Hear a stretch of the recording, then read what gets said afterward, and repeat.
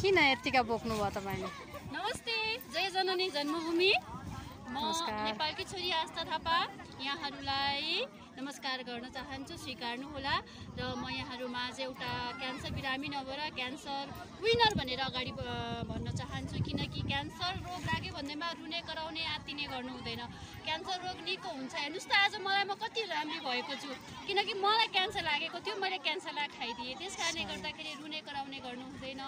हामीमा मेडिसिन भन्दा पनि ठुलो ठुलो ठुलो चिज भनेको आत्मबल हो। आत्मबलले जस्तो सुकै रोगसँग पनि लड्न सक्ने क्षमता दिन्छ। साथीभाइको माया ठुलो कुरा हो, आदरणीयको साथ ठुलो कुरा हो, र सम्पूर्णको सहयोग ठुलो कुरा हो। यति चिज भयो भने हामी बाँच्न सक्छौँ, केही गर्न सक्छौँ। आज मैले नयाँ जीवन पाएको छु, नयाँ छोरीको जन्म भएको छ, र फेरि पनि पुनः म यति सुन्दर देशमा फेरि पनि पाइला टेक्न सफल भएको छु।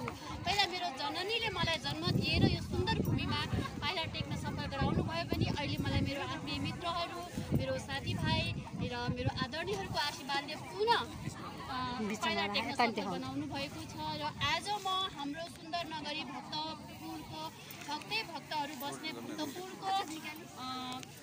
भक्तपुरको घ्याम्पे डाँडामा भक्तपुर क्यान्सर हस्पिटलद्वारा चङ्गाचेट कार्यक्रममा सहभागिता हुन पाएको छु। धेरै खुसी लागेको छ। बाँच्नुपर्ने रहेछ, के देखिन्छ। त्यसैले भन्छु, सम्पूर्ण बिरामीहरूलाई निराश नहुनुहोस्, नरुनुहोस्।